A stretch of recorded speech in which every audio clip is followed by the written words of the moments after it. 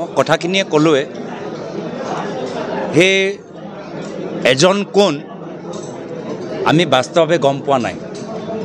যিসকলৰ নাম আজিৰ তাৰিখত গোচৰত সোমাইছে সেইসকলৰ বাহিৰে এইসকলক ৰিম'ট কণ্ট্ৰল যোগেদি চলোৱা মাষ্টাৰ মাইণ্ডৰ নাম মই ভাবোঁ আজি তাৰিখত ৰাজহুৱা হৈ থকা নাই বিৰোধীয়ে পলিটিক্স কৰিছে জুবিন গাৰ্গক লৈ বুলি আজি কৈছিলে মুখ্যমন্ত্ৰীৰ আজি ওপৰত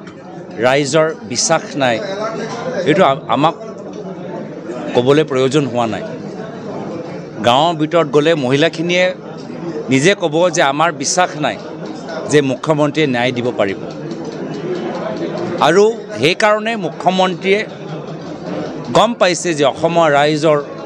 সন্দেহৰ চকু তেওঁৰ ওপৰত আছে আৰু সেইকাৰণে বিভিন্ন কৌশলেৰে মানুহৰ মনত বিভ্ৰান্তি সৃষ্টি কৰিবলৈ চেষ্টা কৰি আছে আৰু এটা কথা মুখ্যমন্ত্ৰীয়ে কৈছিলে দিনা যে জুবিন গাৰ্গৰ চাৰ্জশ্বিট দিয়াৰ পিছত গৌৰৱ গগৈ পাকিস্তানলৈ যোৱা যি প্ৰতিবেদন এছআইটিয়ে দিছে তেওঁ সেয়া ৰাজহুৱা কৰিব সেয়া জুবিন গাৰ্গৰ চাৰ্জশ্বিটৰ পিছতে দিব হাঁহি লগা কথা নহয় নেকি 10 ছেপ্টেম্বৰটো আগতেতো কৈছিলে 10 ছেপ্টেম্বৰ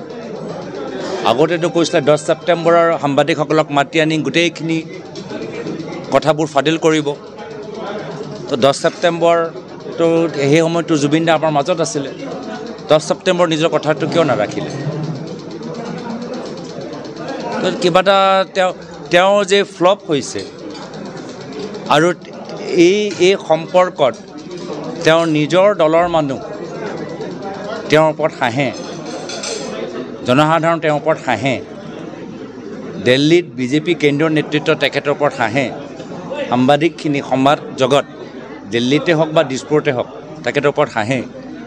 এইখিনি কথা তেওঁ গম পাইছে নাই পোৱা মই নাজানো কিন্তু আমি গম পাইছোঁ